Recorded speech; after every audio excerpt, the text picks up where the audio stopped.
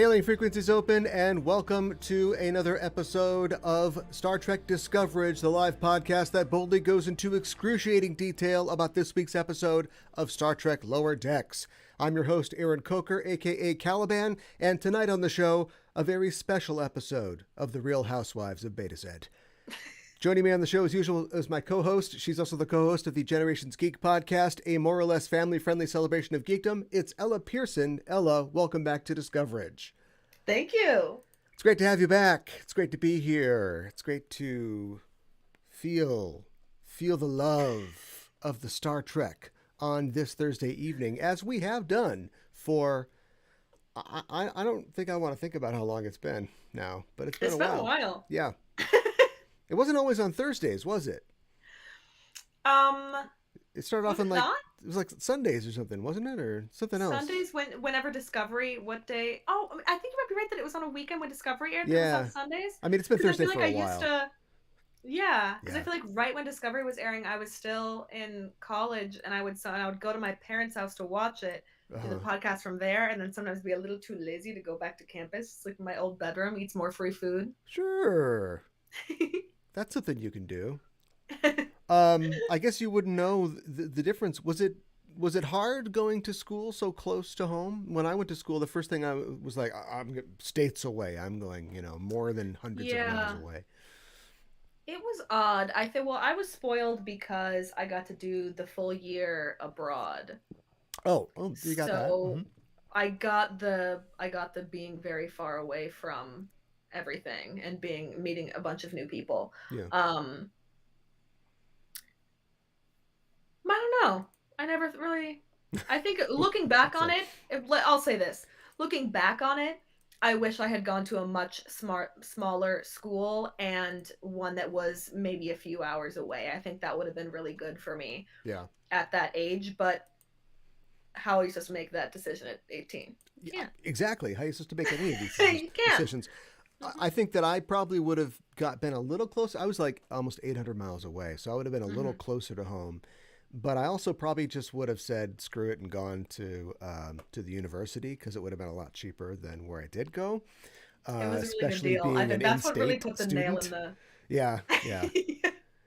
Yeah. Just put the nail in the coffin. But of course, like, I was 17, 18, so what did I know? Yeah. Exactly. Yeah, exactly. Well, let's talk about a future where hopefully they don't have to pay for school, the future of Star Trek. And we usually talk about, I would hope that they don't. So there's no tuition for Star Trek or Starfleet Academy, I guess. That's nice. You just have to get in. Well, it's the military, I suppose. Yeah. Let's talk about news in the world of Star Trek. I bring it up every week, even though I don't know why. I'm a glutton for punishment. But did you get to see the very short trek for this week? I'm afraid. I was pretty busy this week. They are very short. They're very short treks. The past 2 weeks I've been very busy. I think if I'd been more bored or working from my actual home and not like working from the house with all the dogs that made an appearance last week. Yeah. Well, I would have, it's not that big of a deal. As I've said before, I don't think they're that great, but I had to check this one out this week because it was written by Aaron J. Watke, the head writer and producer of Star Trek Prodigy. And I thought, all right, Aaron, name bro, let's do this. It is a very short trek. I mean, without credits, it's probably 90 seconds. So I'm not sure if that's what they had in mind when they started very short treks. But it's Holograms All the Way Down. And it is basically, I'll tell you what the gag is. You'll get it immediately, whether you laugh or not. I guess that's your own thing. But it starts off with the bridge of the NX-01, the 22nd Century Enterprise, featuring the voice of Connor Trenier saying, "Well, crew, it looks like we did our jobs." And then you hear "Computer freeze program." And we pull out, and it's Riker and Troy watching the historical records. But then somebody says, "Freeze program." And then we pull out, and it's Quark, and it's Quark and Garrick talking about like holosuite programs. And it does this like 10 or 11 times. It keeps just pulling out. And eventually it features the voices of Trenier, Frakes, Armin Shimmerman, Noel Wells, because Lower Decks shows up, Angus Imrie, because it goes into Prodigy, George Takei, Doug Jones, Bruce Horak, and Ethan Phillips. So it's probably like the biggest Trek crossover that there's ever been outside of the Prodigy episode Kobayashi, where they bring all the characters onto the holodeck. So anyway, that's what you're missing. That's what you're missing if you're not watching very short treks. It sounds fun. That one sounds fun. The other ones, I mean, I haven't seen them, but the jury's out, I suppose. No, it's not. The jury's home. They're home and watching the coverage of the trial on TV. But anyway, just if you want to support Aaron Watke, which I want to, check that out. I also wanted to mention that somebody, and this seems to happen every 3 months or so, probably on purpose, but somebody involved with Star Trek 4 says it's still on the tracks. So if you remember, 18 months ago, we talked about it on the show, J.J. Abrams announced, apropos of nowhere, and nobody asked him. He said, we're still working on Star Trek 4. And then nothing really happened. And then there was a big thing with Paramount, and then the writer's strike, and so on and so forth. But recently, Lindsay Anderson Beer, who is one of several writers who has come and gone from the project, has a show, I think, coming out, the new Pet Cemetery show she's working on. And some reporter or somebody asked her about it, and she said about it, quote, it's still on the tracks. I love that project. And it was another one that I had to hop off to direct this movie. Oh, she's directing the movie, sorry. And that was a hard thing to do, she says, but I love everybody involved with that project. So this is what it's come down to. That's the kind of hope that we're clinging to. But apparently, as far as the former writer is concerned, Star Trek 4, still on track. Well, maybe with the new news from the strike, maybe it'll get in motion a little more. Which would you like? Fingers crossed. More, and I know the answer myself. If they had your answer, or you know my answer. I know both of our answers. But Paramount, right? Open up the floodgates, boys. The writers and actors are coming back. Well, the writers are coming back. The actors, we don't know yet. And they've got a little bit of money. Do they spend it on Star Trek 4? Or Star Trek Prodigy Season 2 and Season 3? Probably Prodigy. That's what I'd go with, too. Yeah. I mean, I would love to see Star Trek 4. I love Star Trek 2009 a lot. I think I know every line. But I'm getting there. I'm close. When I watch that movie, it's like I know every single one. But I think Prodigy is more important to the franchise, and I'd rather have something back that's for. I'd rather like a show that's targeted towards children. A Star Trek show targeted towards children be back on the air. Yeah, I think it's more important. I don't disagree. Although now that it has been a while since Star Trek Beyond, I mean it's been like almost 10 years. I would kind of want to see older 2009 crew, getting not, season 3 of Picard old, but, seeing them kind of have to come back together. Absolutely. And to that end, if one is interested on a older, or it's only like a couple episodes back, episode of Backtrekking, our podcast, we go through and do our pitch for what we think Star Trek Kelvin 4 should be. And it gets pretty crazy. The Klingons are involved. And we found a way to bring Chris Hemsworth back. And Thank God. Think we can do it for the money. So anyway, that was our idea, but check that out. It's at Backtrekking on Twitter. We've just seen the 5th episode of the 4th season of Star Trek Lower Decks, an episode entitled Empathalogical Fallacies, and we're here to talk all about it. But first, as always, a warning, we're setting a course for the spoiler zone listeners, so be warned, we're glad you've decided to join us, but if you haven't seen the episode, spoilers are incoming. The official synopsis for Empathalogical Fallacies is, the hedonistic outlook of a Betazoid delegation infects the crew. And that's it. And that's what it is. And I don't know who writes these. I get these from Memory Alpha. So either these are users or that's the official thing. So, always better to write more of a script, less of a summary. That's what I say. This episode was written by Jamie Loftus and directed by Megan Lloyd. And again, stardate zilch. No stardate for this episode.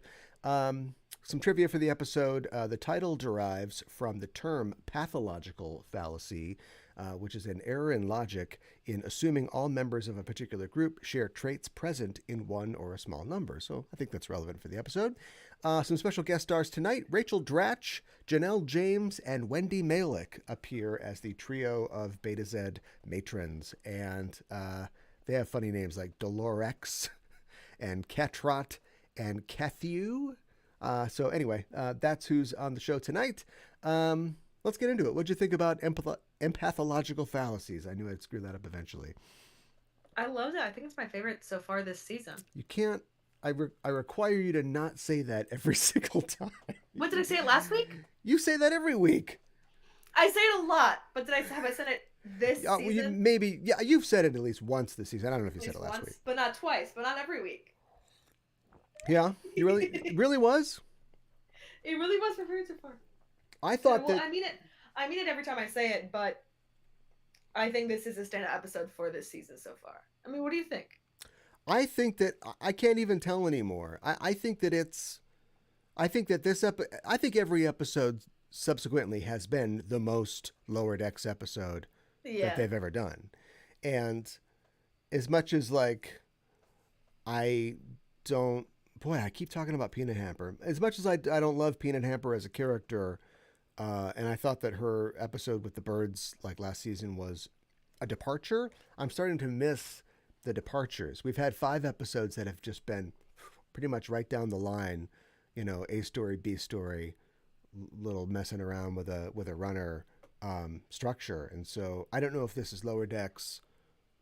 Just, I mean, we're 4 years in, deciding this is it, this is our structure, or if they are saving up for something.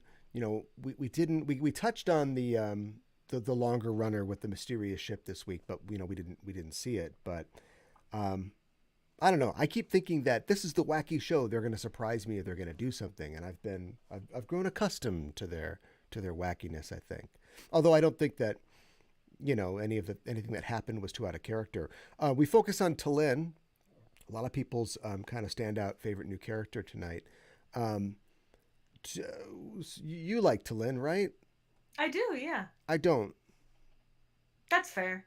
I want to, and I think this would be a great chance to like her an episode like this, but I don't. On a show, I guess on a show where everybody is speaking their mind and is wacky all the time, whether or not they're infected with secondary Bendai syndrome, you think that a character that stood apart from that would be attractive, and I just find her flat. And I know that is it Gabrielle Ruiz? We know that she's a good like voice actress. She's done other stuff. I just find their characterization of her unappealing. I think one of the reasons that a character like Spock works is because, and obviously Spock is not like your average Vulcan, is because he's dealing with the two sides of his personality, and he's a character who, in a superior role, being XO, but also being the smartest guy, and he can do all the equations in his head.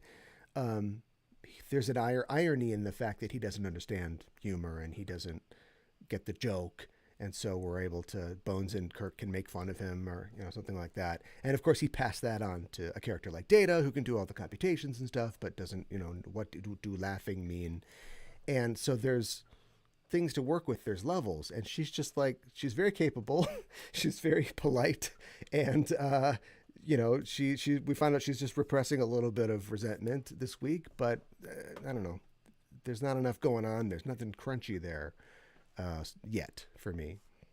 I totally get that. And I think that you know, I have a soft spot for Vulcans. I love a Vulcan episode. Um so I think that's definitely part of like my fondness for her. Is just that I think a lot of me was like, oh, finally a Vulcan on this show. I love when they're sassy or like whatever. um and I also like I think it was maybe last week or the week before that I was like her tone is so flat, but I think that she is doing like it's like a caricature almost. Or maybe now after watching this episode, I think maybe it's that she is just trying so hard that she does have kind of like she's got more of a chaotic personality than most Vulcans, and she's trying so hard to remain level. Like maybe that's part of it, is why she comes across as so flat and very like the computer. I don't know. I guess. Um,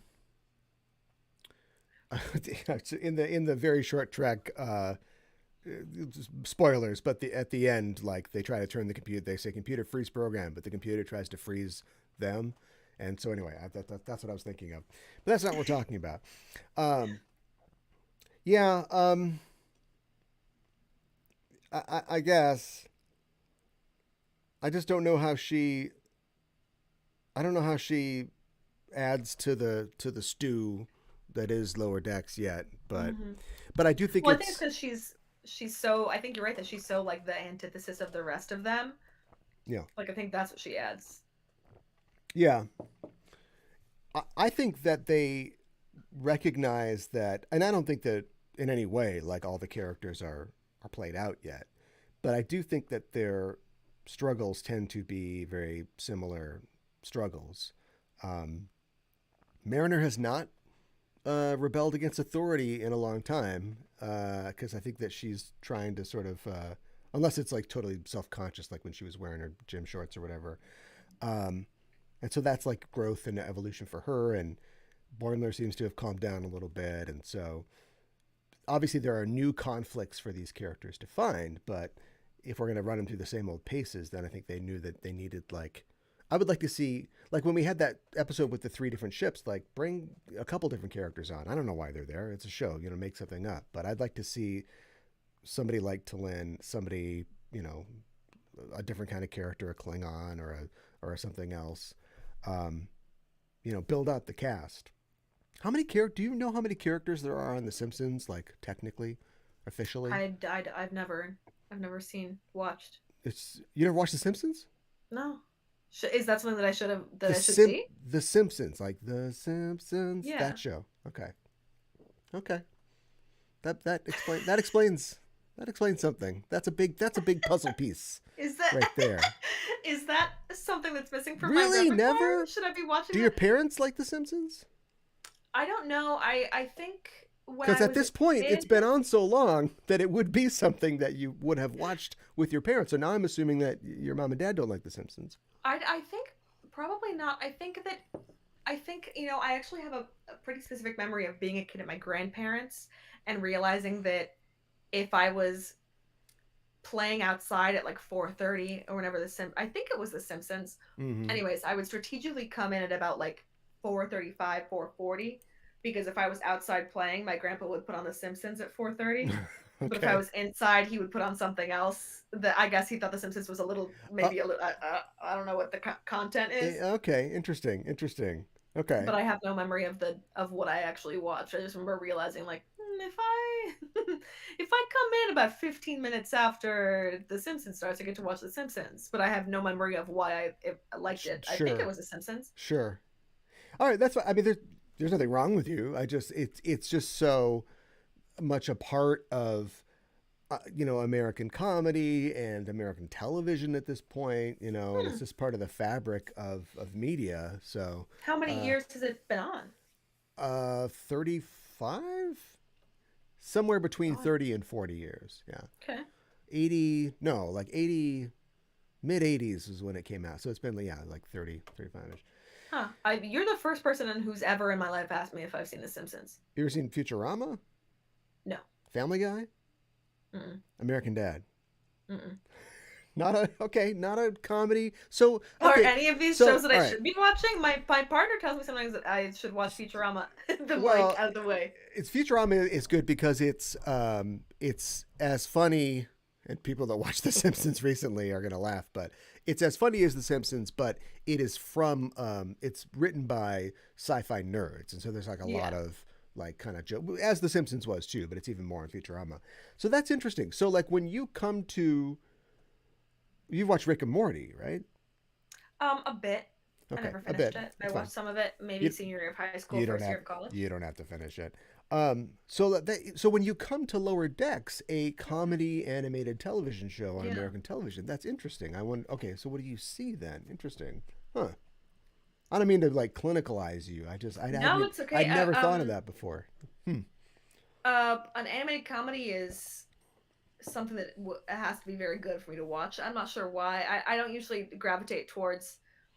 They never seem to be Who are your targeted at guys? me. What's your favorite animated comedy? I mean, at this point, I would answer Lower Decks. Oh, Outside of Lower Decks, okay. I think I would have no idea. And I was talking about this today, actually, because I made some SpongeBob reference, and in the car, I was driving back from Duluth today, and my partner was like, kind of made like a half joke, like, "Oh, are you one of those guys that thinks that like SpongeBob is like the height of animated comedy?" And I was like, "I have that question. I have so many more questions. I don't know what to say. I have more questions." But um, I finally was like, "I guess not." But like, I don't know what it is. Like, I have no answer for what is. Yeah. I mean, SpongeBob is overexposed and it's also been on forever, but it is very funny. So you know you're in good hands if that you think that that's you know your funniest show. But okay, well we don't have to spend any more time on this. I just thought that was interesting. So speaking of old shows, I think that something that I get a kick out of my bliss in watching Lower Decks comes from seeing how they not only reference things that came before, but how they try to, you know, put it together. And as the show has gone on, I they've gotten more sophisticated in the way that they kind of, you know, reference something. So before it's like, you know, they go to a planet and there's holograms instead of people or something, and it's, oh, this is just like, you know, that one time. So I thought the kind of interesting switcheroo with it's the it's the menopausal beta Z That was funny. syndrome from Fascination on DS9 was actually, no, wait a minute, actually, it's Bendai syndrome from Sarek on the TNG episode. And then the net effect of it is that they get to do their own Naked Time, or Naked Now, I guess. They should have called this the Naked when the naked future or something like that. So they got to act all goofy and stuff like that. I thought, oh, that was okay. That was kind of interesting. I like that. And it was convenient that Boimler was working on a thing and then he got pulled into a security game night because he would be the one guy that would figure that out immediately because he's the biggest Star Trek fan. So he's read all the logs and he'd be like, oh, this is just like the time when Ambassador Troy was on DS9. So, but he's out of it. So they have to deal with it themselves. So it's like, oh, that's good. That's good construction. Um, if there was a slam poetry fad in the Federation in the Star Trek universe, who would be the best slam poet of all the cast members we know? This is great. Of all of the Star Trek series, or just in Lower Decks? No, the whole world, the whole universe.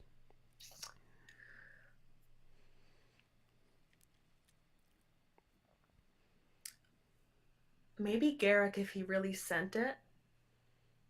Garrick, yeah, okay, all right.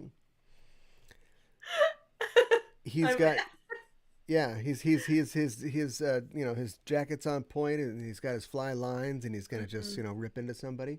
I mhm. think keeping it DS9. I think there's a secret 8 Mile rapper inside of Esri Dax. You know, I okay, and Phantom Casual in the chat said Jedzia, but I literally almost said Esri Dax. yeah, That was my first thought, and then I she's was like, kind of I can think of retiring, something funnier. but she's got a little edge to her, and you turn her hat around, and you know she would just drop it on you.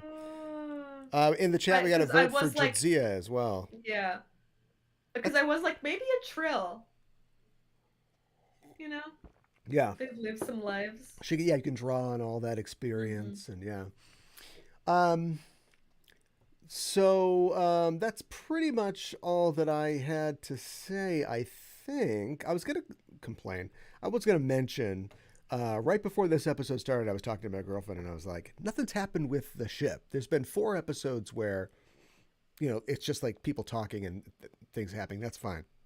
But if you look at TNG, on TNG they'd have an episode where Data's broken or he's trying to figure his cat out or whatever. And then the next episode it'd be like, oh, we're caught in a wormhole. And if we don't get out of this wormhole, we're in a lot of trouble.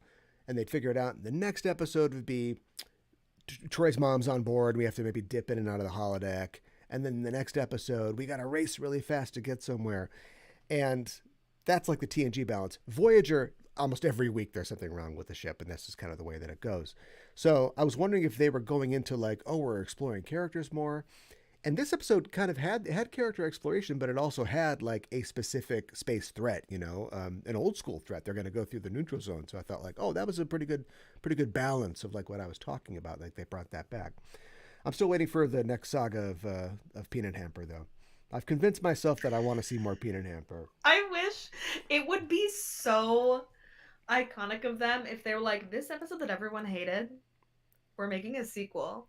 Did people hate I it? would love that. Oh, okay. Well, Don't people? I don't Isn't that really the know. big people hate Peanut Hamper? The Peanut Hamper episode? I could I run in the wrong groups, I guess, because all I see is people's opinions that like I disagree with, but I'm like, okay, I guess that's what people think. So maybe I need to find the right group. Well, we want to wrap it up a little early tonight, but anything else to say about this episode before we wrap it up? I'm glad that Talin's gonna stay for a little longer. I mean, I assume that she would be here for at least most of the season, up until maybe the finale. And I'm also, well, we have to finally finally a bone. The Betazoids gave them the pad with the image of the ship Yes. doing the attacks. Our heroes are now aware of the problem, that there is a problem. Yeah. Well, and they were aware because they were like, or maybe I just read the description of the episode. It says something about attacks. Yeah, but they know specifically there is someone specific is here's behind the image this of the attack. ship. Yeah. So Yeah. maybe next episode. Is that too much to hope for? Do you think episode after next episode? 6, maybe. I think 6 they'll probably bring it to some kind of new level. I feel like 7 or maybe 8. 7 or 8 is where they'll put the Peanut Hamper or the holodeck episode. And then who knows, maybe 9 and 10 will be a two-parter, or we'll kind of be finishing something up, and then we'll get a cliffhanger for the end. Because, we got season 5. So the show goes on, as it must. Well, I think that is it for us for this week. Thank you for joining us, listeners. And we've been watching you in chat. Mikan Hana's mom was won over by The Simpsons. And Fandom Casual agrees that, yeah, definitely Jadzia would be the slam poet queen. So thanks for your comments. You can follow us on Facebook and Twitter at EISTPOD for updates and to get notified when new episodes of our show are out. You can tweet to us on the show using the hashtag Discoverage or email us at eistpod@gmail.com. And while you're on the internet, why not head to your listening platform of choice, give our show a like, a rating, and a review. Follow us. It really does help us out. And if you like the show, tell a friend, share it on social media.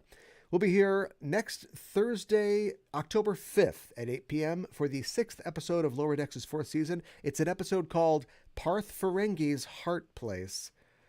Don't do this to me. Come on, show. Don't.